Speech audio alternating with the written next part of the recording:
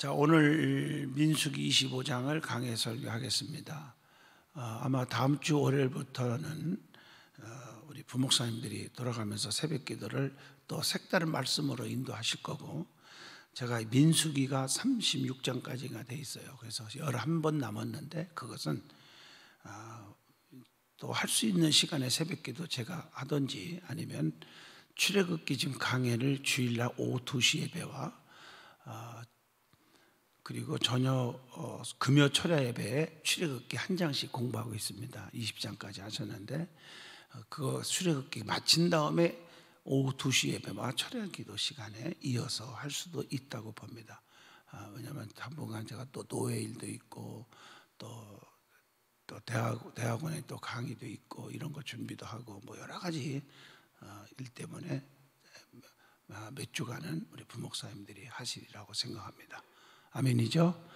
제가 왜 이 광고를 하냐면, 제가 인도 하나, 부목사님들 하나, 주의 정도는 똑같고 우리 목사님들이 영성도 있고 또 배움도 많아요. 그리고 또 기도도 많이 하고, 그래서 부목사님이 하시도 더 많이 새벽기도 오셔서 은혜 받으라, 그런 차원입니다. 제 말은. 아멘 하시죠? 예, 꼭 기억해 주시기 바라고요. 자, 오늘 25장 말씀은요, 교회와 범죄 하는 제목을 줄 수가 있을 거예요. 성도들이나 지도자들이나 모든 하나님을 믿는 백성들은 죄와 멀리하여야 한다 하는 교훈을 여기서 깊이 주고 있다고 봅니다. 특별히 25장에 있어서 우리가 하나님과의 관계 회복을 다시 하려면 어떻게 하고, 또 하나님 앞에 범죄하면 어떤 징벌이 오는지를 깨닫게 해주고 있습니다. 자, 원수는 밖에 있는 것보다 안에 있는 것이 더 무섭고 더 강하다, 그런 말이 있잖아요. 또 원수는 다른 사람이기보다 자기 자신일 경우가 더 있다고 하는 것을 봅니다. 나 자신이 원수가 될 수도 있어요. 내 자신이 나도 모르는 사이에 유혹에 빠지고 또 남을 증오하고 미워하고 이렇게 하면서 크게 원수예요. 하나님 보실 때 범죄한 것은. 성경에 이런 말이 수 있죠. 내 법을 지켜라. 그리고 또 그 법 중에서 우상 섬기지 마라. 이것도 하나님이 법도예요. 그런데 우상 숭배는 하나님과 원수가 된다, 뭐 이런 말씀도 있잖아요. 어떻든 간에 성경을 보면 집안 식구가 원수가 될 수 있다는 말을 합니다. 자, 마태복음 10장에 특히 36절에 보면 사람의 원수가 자기 집안 식구리라, 이런 말씀이 있어요. 그리스도인은 어느 누구를 탓할 것이 아니라 자기 자신을 탓해야 합니다. 그래서 교회 안에서 제가 목회하면서 보면 그 가정 안에서 어떤 때는 자녀들 때문에 신앙이 다 까먹고 또 남편 때문에 아내 때문에 그래요. 믿음 생활 열심히 해보려고 그러면 자녀들이 자꾸 교회에 대한 부정적인 얘기를 했었고 이런 분들도 있어요. 또 남편이 부정적인 말을 해서 또 부인이 부정적인 말을 해서 거기에 사탄의 역사가 가미합니다. 부정적인 곳에는.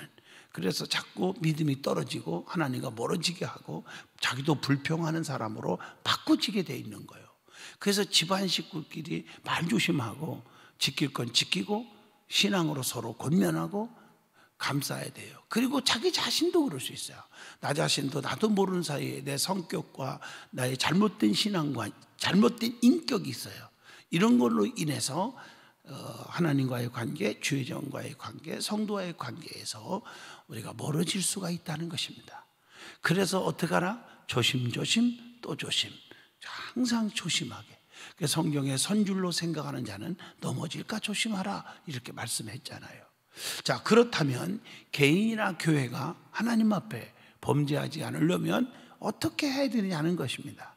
그것이 바로 민수기 25장을 통해서 답을 주고 있습니다. 자, 첫째가 경건생활에 주력해야 한다. 1절로 5절입니다. 이스라엘이 싯담에 머물러 있을 때입니다. 가나안을 눈앞에 두고 엄청난 과오를 저질렀습니다. 이때 모압 왕 발락은 발람 선지자가 이스라엘 저주하도록 계획했으나 실패하자 이번에는 참 묘하죠. 창녀들을 이스라엘 진영에 풀어놓았습니다. 그래서 도덕적으로 타락을 시키려고 했어요. 그러자 그동안 엄숙하고 경건하게 생활해온 이스라엘 남자들이 본문 1절 보니까 모압 여자들과 음행을 했다는 것입니다. 시작이 되었어. 그리고 2절에 보면 이때의 모압 여자들은 자기들의 신들에게 제사할 때 이스라엘 남자들을 초청하여, 야, 우리 이제 친해졌을 거 아니에요, 이방 여자와. 그러니까 남자들에게 이제 세상 말로 꼬셔내는 거죠. 그 남자들을. 그래서 초청하는 거예요. 우리 함께 먹고 마시면서 그 신들에게 절하게 했다. 2절에. 그러니까 우리가 믿는 다른 신들한테 제사를 드리는데 와서 같이 절도 하고 먹고 마시고 하자. 이렇게 초청을 한 거예요. 그 여자들이. 여인들의 힘은 대단하잖아요. 경건하게 자란 이스라엘 사람들이 창녀들로 인하여 몸도 정신도 믿음도 종교생활 이런 종교도 다 타락을 해버렸다는 것입니다. 신앙은 어떻게 보면 모계일 수가 있어요. 이스라엘이 강한 것은 여인들이 강했기 때문입니다. 이렇게 이스라엘이 정말 바알 부올에게 부속되었다. 바알 부올은, 자 보세요, 바알 부올, 이게 무슨 뜻이냐? 부올이라는 곳에서 섬기는 바알이라는 뜻입니다. 부올은 지역 이름입니다 말이에요. 이해하셨죠? 그러자 하나님께서 가만히 있을 리가 없죠. 3절에 몹시 진노를 합니다. 그래서 무엇이라고 하나님 말씀했을까요? 4절로 5절을 보십니다. 거기 보면 여호와께서 모세에게 이르시되 백성의 수령들을 잡아서 태양을 향하여 여호와 앞에 목매어 달라. 무섭죠? 그래서 여호와의 진노가 이스라엘에게서 떠나리라. 모세가 이스라엘 재판관들에게 이르되 너희는 각각 바알 부올에게 가담한 사람들을 죽이라 하니라. 좀 어떻게 보면 구약시대는요 굉장히 무서웠어요. 아주 능지처참이란 말 할까요? 아주 우리가 봐도 좀 무서웠어요. 근데 사탄은 오늘날도 다양하게 하나님의 사람들과 교회를 어떤 모양이든지 넘어뜨리려고 공격해 옵니다. 그래서 어떤 분들은 신앙생활에 왜 믿음이 떨어지는가 알아봤더니 어떤 분은 교회 버스 타고 오면서 버스 안에서 부정적인 얘기, 목사 비판하고 교회 비판하고 이런 못된 중직들 때문에, 아니 권사가 안수 집사가 저러는데 이래갖고 믿음이 식어져 가는 사람도 있어요. 교회마다 보면요. 이런 사람들은 어느 교회가 됐든 간에 우리 교회가 어느 간에 그런 소리 들을 때마다 절대 교회 버스 타지 마라. 그 사람은 걸어오든지 아니면은 가까운 교회 나가든지 해라. 왜 믿음 생활 잘하려고 하는 사람들에게 넘어뜨리고 잡아뜨리냐. 그래서 오늘 이 말씀을 드리라는데 그런 분들은 새벽기도 안 와요. 또 들어서 능지처탐을 해야 하는 거예요. 성경에 보면 무섭다는 걸 알아야 하나님 앞에 죄를 짓지 않는다, 그런 얘기입니다. 자, 그래서 예배 시간에 말씀을 많이 들어야 돼요. 이런 말씀들을. 하나님의 말씀이에요. 우리 교회 얘기하는 게 아니라 예를 들어서 그런 소리들이 제가 부흥회 다니다 보면 많이 들려와요. 제 얘기도. 우리는 경건한 생활과 성령의 충만함으로 사탄 마귀의 공격에 승리하는 생활을 하고 있느냐 질문을 던져봅니다. 우리도 사람의 소리에 넘어지고 자빠지고 깨지고 터지고 시험 들고 낙심하고 그런 적이 없느냐 하는 질문을 던져봅니다. 자, 범죄하지 않으려면 어떻게 해야 됩니까? 두 번째입니다. 6절로 15절의 말씀입니다. 영적인 분노를 가져야 한다는 것입니다. 자, 이스라엘이 음행으로 인하여 타락했습니다. 그래서 이스라엘 백성 가운데, 즉 이스라엘 하면 자꾸 잊어먹을 것 같아서 하나님의 자녀들이 이렇게 이해하면 되죠. 이스라엘 백성, 택한 백성들이 타락하여 이스라엘 백성 가운데 뭐가 무섭게 번졌습니까? 그 당시에 전염병이 무섭게 번졌어요. 오늘날 지금 코로나 때문에 난리도 아닙니다. 전 세계가 전부가 우상 섬기고 하나님의 법도를 막 어기고, 그래서 전부 하나님 앞에 무릎 꿇고 제가 처음부터 얘기했습니다. 교회가 왕성해야 되고 믿음이 왕성해야 되는데, 기독교가 살아야 되는데, 기독교에 핍박이 오고 교회가 자꾸 찌그러지면 나라는 망하고 전 세계가 다 망하는 거다. 제가 처음부터 얘기했어요. 그게 역사가 증명하고 있어요. 역사가.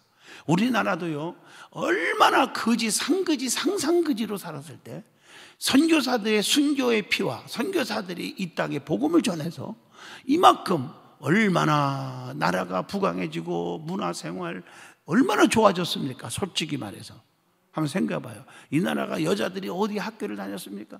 예? 유아 여자들부터 배제학당부터 선교사들이 남녀 구분하면 안 된다. 맞아요. 그게 성경이죠. 그래서 뭐 학교를 여자 학교도 세우고 남자 학교도 세우고 또 병원도 세우고 그게 연세대학교, 연세병원 아닙니까? 대학교도 세워서 그 연세대학교죠. 또 세브란스 병원 다 선교사들에 의해서 시작된 것입니다. 숭실전문이라든가 많잖아요. 이래서 이 나라가 이만큼 부강했는데 오늘날 많은 하나님 백성들이 몰라요. 이걸요. 도대체 기독교가 무슨 교회에 무슨 피해를 주는 줄 알지만 천만의 말씀입니다. 기독교가 왕성하여 나는 이 나라가 부강해지기를 원하는 사람이에요. 모든 게 안정되기를 원하는 사람이에요. 그러기 위해서는 기독교인들이 먼저 정신을 차리고 또 교회들이 부흥돼야 되고 성도들이 믿음이 깨어 있어야 된다. 그리고 많은 백성들이 그리스도께로 돌아와야 된다고 하는 그런 말씀을 전하고 싶은 것입니다. 자, 어떻든 간에 막 연병이 돌았어요. 막 세균들이 막 돌아다니고 다 죽고 오염되고 전파가 되기 시작한 거예요. 그러자 오늘 8절을 보세요. 이스라엘 온 회중이 해망문 앞에서 펑펑 울었다고 했어요. 여기서 보면요, 상상을 해보세요. 막 자녀들이 죽어가고 막 옆에 이웃이 죽어가고 막 그러는데 그 울지 않을 자가 어디 있겠습니까? 이때 이스라엘 자손 중 지도자인 한 사람이 보란 듯이 이방 여인을 데리고 장막으로 들어갔다. 그런데 이런 상황 속에서도 세상에 범죄를 한 거예요. 그런데 누구 하나 이 사람을 보고 죄를 지적하면서 권면해 주는 사람이 없었다 하는 얘기입니다. 이에 지켜보고 있던 제사장인 비느하스가 분노하여 성경에 다 죽이라고 했잖아요. 그래서 창을 들고 뒤따라가서 8절 보세요. 어떻게 했습니까? 이스라엘 남자와 이방 여자의 배를 꿰뚫어 죽였다고 말하고 있어요. 비느하스의 창에 죽은 자가 누구입니까? 자, 14절로 15절에 나옵니다. 보세요. 죽임을 당한 이스라엘 남자 곧 미디안 여인과 함께 죽임을 당한 자의 이름은 시므리니 살루의 아들이요 시므온의 조상의 가문 중 한 지도자이며 죽임을 당한 미디안 여인의 이름은 고수비니 수르의 딸이라. 수르는 미디안 백성의 한 조상의 가문의 수령이었더라. 이렇게 기록되어 있어요. 이렇게 되니까 연병이 그치고 죽은 자가 몇 명이나 되었다? 2만 4천 명이 되었더라. 여러분, 그 당시 2만 4천 명 어마어마한 숫자입니다. 2만 4천 명이 죽었어요. 비느하스 한 사람의 하나님을 향한 열정과 그 하나님을 향한 뜨거운 사랑이 이스라엘에게 전염병을 그치게 했고 수많은 사람들의 생명을 살렸다고 하는 말씀입니다. 아멘입니까? 그러니까 한 사람이 얼마나 중요하냔 말이에요. 요나 한 사람 때문에 배에 탄 사람들이 전부 풍랑을 만났고 고통을 받았고, 요나 하나가 회개하니까 니느웨 백성들이 구원을 받았고요. 아담과 하와의 범죄로 인하여 인류가 원죄를 갖게 되었고. 아멘 하십니까? 나 하나가 너무 중요하다 그 말입니다. 한 사람의 그 하나님을 향한 사랑과 그 열정, 비느하스라는 사람 얘기하는 거예요. 그 사람이 이스라엘의 모든 자손을 하나님 앞에 속죄하게 했다 이렇게 말해요. 저와 여러분은 많은 사람들에게 속죄할 수 있도록 영향력을 끼치는 자들이 되시기를 축복합니다. 하나님의 공의를 이루어 드렸다고 하는 것입니다. 하나님께서는 이러한 비느하스를 기뻐하시고 복을 주셨다고 10절로 13절에 기록을 합니다. 평화의 언약을 주시고 그와 그의 자손에게 영원한 제사장 직분을 주셨습니다. 맞습니다. 하나님께서는 또 이렇게 하나님의 일을 한다고 하는 지도자들이나 교회 중직들이 범하는 죄는 엄하게 다루고 있다는 것도 아셔야 합니다. 그래서 우리가 이 땅 위에 이 나라에도 지도자들이 중요한 겁니다. 지도자들이 정치도 바르게 해야 되고 경제도 바르게 해야 되고 또 신앙생활도 바르게 해야 되고 또 교회도 마찬가지라고 생각합니다. 그 영향력이 너무 중요하잖아요. 그들의 죄가 심각하면 안 돼. 심각해졌다는 것입니다. 우리는 하나님께 대한 불의를 보고도 무감각하지는 않았는지 하는 질문을 던져보게 됩니다. 예수님도 하나님의 성전을 강도의 소굴로 만들기에 분노를 느꼈다고 21절부터 말씀합니다. 자, 성경에 보면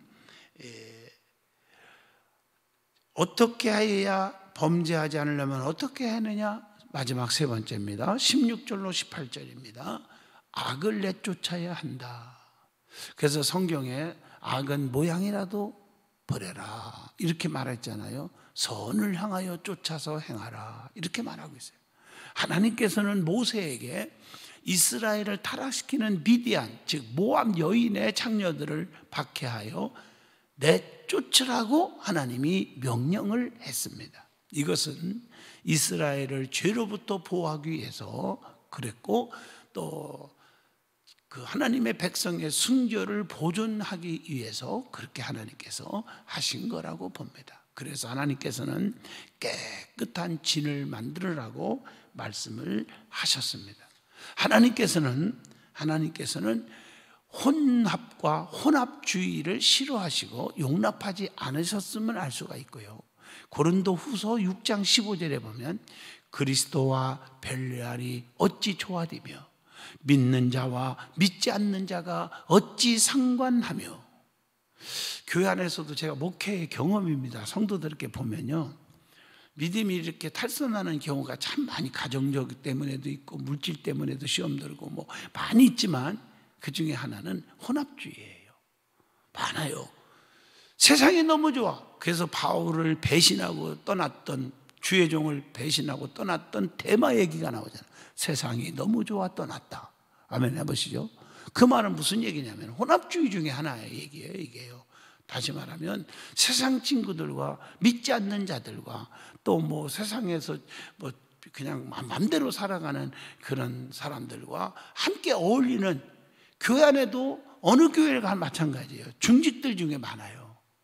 그래갖고 그냥 세상과 너무 좋은 거예요. 세상 사람들과 막 어울려서 운동하러 다니고, 뭐라고 얘기 않겠죠. 운동이라고 할게, 편하게. 운동하러 다니고 막 이러다가 뭐 거기서 부하겠어요. 어울리잖아요. 술 먹고 뭐 그럴 수 있잖아요. 춤추고. 그러니까 우리 믿음의 사람들은요, 세상과 어울려서는 솔직히 안 됩니다. 전도하기 위해서 그들에게 설득하고 하는 전도는 좋지만 그런 명명하에 세상의 모임에 너무 좋아하는 사람도 있어요. 진짜 있어요. 중직 가운데. 구역예배 왜 안 드렸습니까? 아유, 고등학교 동창 모임이 있었어요. 거기는 죽어도 못 빠진다는 거죠. 아, 학교 뭐 저기 뭐 모임이 있었습니다. 뭐 자녀들 무슨 학부모 모임에 갔습니다. 뭐 이런 식으로 해가지고. 참. 그런데 믿음이 나중에 보면, 믿음이 좋은 것 같았는데 나중에 그런 소리 듣고 가만히 살펴봐요. 근데 그때는 살펴볼 수 있잖아. 살펴보면 믿음이 바닥이더라고요. 겉으로는 바닥인 척을 하면 안 되니까. 자존심이 있어서. 좋은 믿음이 좋은 척을 하는데 따지고 보면 바닥이더라고요. 그래서 우리가 성경 이 말씀을 꼭 기억하세요. 악과 선과 어떻게 같이 조화를 이루고 살 수 있냔 말이에요. 영적인 것과 육적인 것이 어떻게 붙어서 살 수 있냐 이거죠. 우리는 믿음을 분명히 서서 만세반석 되기를 축복합니다. 만세반석이 돼야 돼. 우리는 신앙생활을 왜 해야 합니까? 어떻게 하면 복을 받는지 잘 알고 있으면서도 그렇게 하기를 부쩍 힘들어합니다. 그것은 우리 안에 신앙생활을 방해하는 방해물들이 많기 때문이라고 봅니다. 그 방해물이 무엇이라고 생각하십니까, 여러분? 많아요, 사람마다. 성경에 보면 나와요. 이기심, 죄, 마음속의 우상, 돈, 명예, 권세, 이게 우상이죠. 뭡니까? 친구, 우상이요, 우상. 또 사람 앞에서나 하나님 앞에서 인색한 마음들, 욕심 부리는 거, 또 부부지간에 잘못된 거, 불신앙, 게으름, 사탄의 공격, 이런 말씀을 거역하는 것 등등 얼마든지 많잖아요. 이런 것들은 우리의 신앙과 영혼을 어떻게 합니까? 영혼을 피폐하게 만들어요. 타락하게 만든다. 그러므로 우리의 신앙생활을 방해하는 것들을 하나님 앞에 털어놓고 도우심을 하나님 앞에 구해야 된다. 그게 새벽 기도가 중요한 겁니다. 새벽에 하나님 앞에 기도하는 생활이 너무 중요하다고 하는 것을 말씀을 드리고 있습니다. 그리고 이런 것들을 과감하게 내 속에 있는 악한 것들을 내쫓아야 한다 하는 것입니다. 자, 마지막으로 질문 하나를 던집니다. 우리는 지금 악을 내쫓지 못하고 껴안고 있지는 않느냐? 영혼이 비폐하게 되어 하나님으로부터 멀리 떠나 있지는 않았는지, 하나님보다 돈과 명예와 권세가 더 좋아하고 살고 있는지 아닌지 한번 반성을 해보자는 것입니다. 그리고 마지막, 우리의 입술이 늘 부정적이지 않는가? 이런 것을 고쳐요. 오늘도 어제 저녁에 우리 사모하고 얘기를 하면서 그랬어요. 우리가 가만히 목회하면서 지켜보니까 겉으로는 잘 나가는 것 같고 성공하는 것 같은데 실제로 내면적으로 보면 정말 하는 일이 다 불통이고 물질로 가난해지고 패배한 사람들의 모습을 보면 다 그렇다고 본 건 아니에요. 거의 대부분 보면 부정적인 사람들이 성공을 못하더라 하는 얘기를 맞습니다. 제 주변에서요, 부정적인 사람들, 입만 열리면 불평하고 부정적인 사람들이 잘 되는 사람을 본 적이 한 번도 없습니다. 저는요, 44년 목회하면서요. 그러므로 다 긍정적인 마인드를 가지라고 제가 수천 번 강조하는 겁니다.